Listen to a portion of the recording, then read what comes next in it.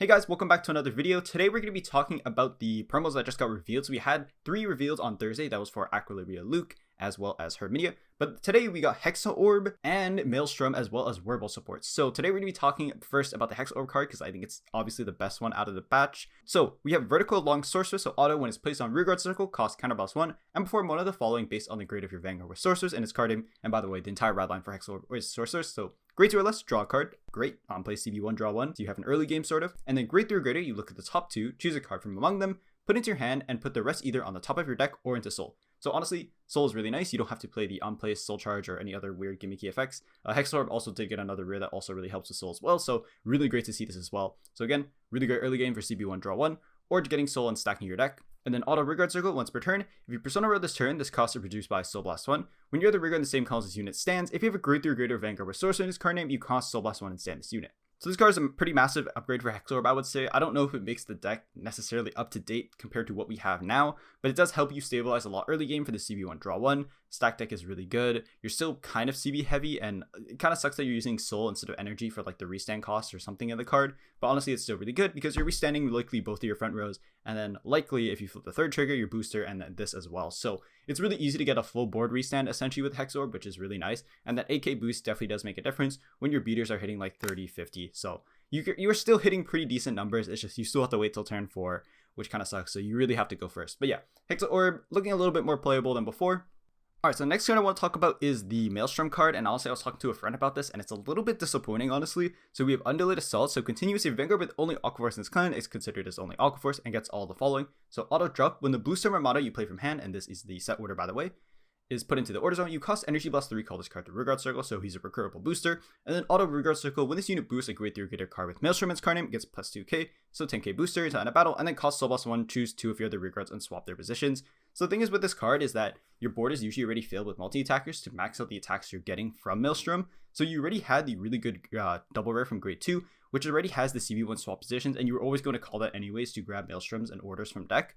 And the problem is that this is only a 2k booster, and you also had Wheel Assault and other cards already to swap. So really this card is really only beating out Wheel Assault, but it has to boost specifically Van and not any Maelstrom on your board, which is really strange because it's really easy for Glory Maelstrom to set up Maelstroms everywhere on your board, whether that's behind Van to swap later or in the front row. The fact that this has to specifically boost a Vanguard Maelstrom and not any Maelstrom on your board is really strange.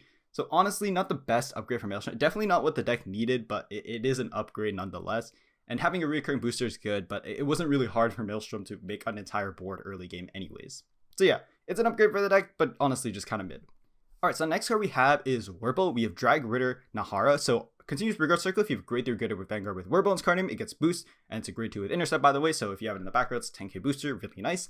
So act on rearguard circle or in drop, if your card with the same name as this card was not bound this turn, so it's kind of like locked once per turn basically, you cost to bind this card, choose one of your grade 3 or greater Vanguards with Wirbel in its card name, and it gets the red text skill of auto Vanguard circle. When it attacks, all of your front row units get plus 5k until end of turn, until the end of turn. So it keeps that red text, and because Wirbel is a restanding Van, kind of similar to Varga but without a divine skill, and it basically energy blasts a clear board in case you don't know what it does, you're essentially getting 2 plus 5k to your front row, so essentially a second persona ride. So it's kind of like a worse version of Overlord. I think Overlord's still way better than Wirbel just because it has the high roll with the Scarlet Youthquake, or sorry, not Youthquake, Skyride promo, when we do get that maybe in fall, because Bushiroad has been pretty decent at getting these Skyride promos out, and who knows where the Youthquake promos are. But yeah, we do have a confirmed date for the season 2, or sorry, not season 2, volume 2 of Skyride, where we are getting the Green Teeth Vault. But yeah, honestly, this card's a nice upgrade for the deck. Is it going to make Wirbel playable? Probably not, but you know, it's nonetheless, and plus 5k to front row twice is really nice. Alright, so moving on to the Aelquilibra Promo, and this is what I was really excited about. We have Foiel Fry Dragon, so overcharge auto rearguard circle when your Vanguard attacks a grade 3 or greater. If during this turn this unit was chosen by the ability of a grade 3 or greater Vanguard with Aelquilibra in its card name, and overcharge is kind of like success for Dragon Empire, you can think of it that way. And if your unit was not stood by a card ability cost, you put this unit into your soul, choose one of your front row rearguards with the overcharge ability, stand it, and draw a card. So unfortunately, this does not restand a back row rearguard. I really wish it did, kind of similar to like Varpula. So the wording is similar to that, but you can only restand a front row. So this is essentially saving you 3 energy, or maybe allowing you to restand something like your giant grade 3 beaters to then restand and get an extra value out of their swing. So Basically, it's making your energy usage a little less awkward because like going first as Aelquilibra, you essentially had to burn no energy and then save both of that for your kill turn when you Persona Road in order to get 5 attacks. So this helps mitigate that a little bit, and you could also restand like your really big like overcharged dragons that are grade 3 like Panzer Strike that's hitting for like massive numbers, usually 33k or bigger. So honestly, really big upgrade for the deck. When he is overcharged, he is going to be a decent booster. Unfortunately, not a 23k booster, which kind of sucks. He's only 13 because he only gets +5 from Aelquilibra and doesn't have the continuous text like a lot of the boosters to get +10. But nonetheless, this is still a really big consistency upgrade for the deck, and the extra soul does honestly come up if you do play Aelquilibra. There are sometimes times where your soul is really awkward. Just a really interesting note that for a card like Panzer Strike, for example, you can use the on attack twice, which is kind of wasting energy because you still only get the draw one when it kills itself at end of turn. But for cards that do gain like +10 or bigger from being overcharged, you do get a lot of value out of this promo. So between this promo, the order, the check top 7 that we had in set 5, as well as the restander, the deck is honestly looking a lot more consistent, so I'm really excited to play this. So yeah, it does really suck that we have to wait a really long time to get these cards, and I don't think it's going to save Aelquilibra, but it's still a really big upgrade, and I can't wait to get this card in English and play it in the deck. Next card is Pale Moon locked, so for Harri and Luquier essentially. So we have Stab Magician Nilfate, so continuous. If you have a Vanguard with only Pale Moon for its clan, this card is only from Pale Moon and gets all the following. So auto when this card is put from hand into soul by your card ability. If you have a grade 3 or greater with Luquier in its card name, you can cost +1, draw 1 card, and then auto soul. When your rearguard is put into soul by the cost of your Vanguard's ability, if your opponent's Vanguard is grade 3 or greater and you do not have a rearguard with the same name as this card on your field, you can cost Soul Blast 2 other cards, call this card to rearguard circle, it gets power +5k until on a turn. If you Persona Road this turn, 10k instead of 5k. So in Luquier, it'll be an 18k booster, but in Harri it'll only be 13. And again, you can't really use that CB1 draw 1 in Harri because again, it's Vanguard with Luquier locked. So honestly, a nice update for the deck. At least you'll have more of a hand playing as Luke, and your columns will be a little bit more stable with this as well. Not that you really had a big problem with that before, but with like rebuilding soul on your board. But yeah, the CB1 draw 1 is really nice. Kind of sucks you have to wait until your grade 3 or greater Vanguard with Luquier. So you do have to wait until turn 3 essentially to use this, but it's still a nice upgrade for the deck. And again, having that recurring booster, specifically from soul, is really nice because you're going to shove in Dreaming Dragon in and out, and you're still going to be having a really nice booster. So yeah, on Persona Ride, 18k booster, really nice. So the last card is powerful support for Herminia, Nevermore Rinna, and when I read this card, it sounded really cracked, like insane. I'm sure Herminia fans are celebrating, but anyways, let's go over the card. So auto, when placed on rearguard circle, if your Vanguard has the powerful ability, so basically only for Herminia, you cost +1 or retire one other rearguard, so you can get around basically spending a CB for this cost, and perform one of the following. You look at the top 5 cards of your deck, reveal to 1 card with the powerful ability, add it to your hand and shuffle your deck, so basically your entire deck essentially besides PGs. Or you can use the second ability, which is search your deck or drop for up to 1 card whose original name is Coming Beauty Herminia, reveal it, put it into your hand, and if you search your deck, shuffle it.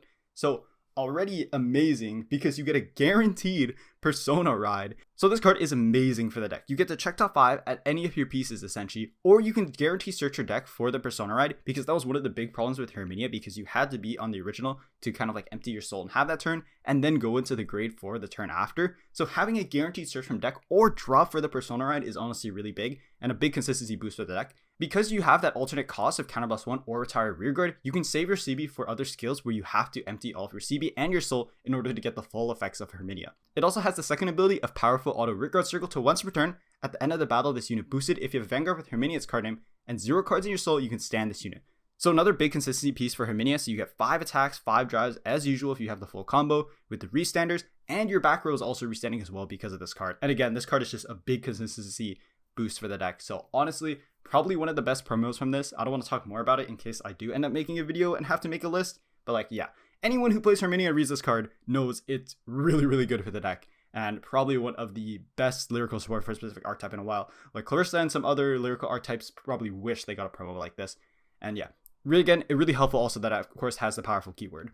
So the reprints in this are really random. There's Trick or Treat, which is nice, but there wasn't really like Fennel support in this promo pack, so I don't know why it's here. Inhale Pit, I have literally never seen used in anything, but maybe it could be used in like something like Chaos, but like I haven't even seen it in Chaos list either, so I'm not sure what in the world this grade 1 Dark States booster is reprinted for. And then Special Order Mountain Boost, Breath of the Flame. This is a common from DZ set 1. I'm not sure why it's here. Maybe it's being used in Wirbel, or maybe like you're not using this in Sybil, honestly, so I'm not really sure what the other cards are here for. Trick or Treat is nice.